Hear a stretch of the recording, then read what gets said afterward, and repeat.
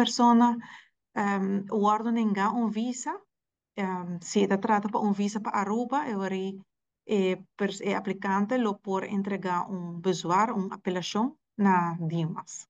Então, a nossa tratele e a persona lo recebe su contesta também. Senhora Walters, como te explica, o manejo de visa segmente esta queda de man de buitenlandse betrekking, die mas não tem nada de a ver que sei e tampouco governo de Aruba. Het eigenlijk een kwestie die relatie di reino. E visa è echt questione di relazione di reino. Dus van visa que si persona applicava un visa e tinde bij een embajada holandês. Se é que applicava un visa para Aruba, para Curaçao, Bonaire e outra parte na din reino di Caribe holandês.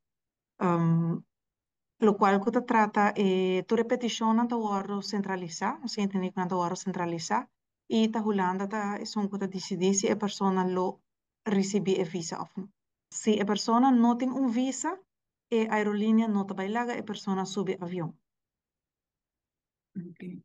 Ok. Agora, tem exceções caminho com uma persona não tá necessário para aplicar para um visa. Por exemplo, se a persona tem um visa acaba para vai merca, e ora a persona não está necessário, e ora está um visa waiver, se dá vrijstelling. Dus ora ele pode entrar a Aruba.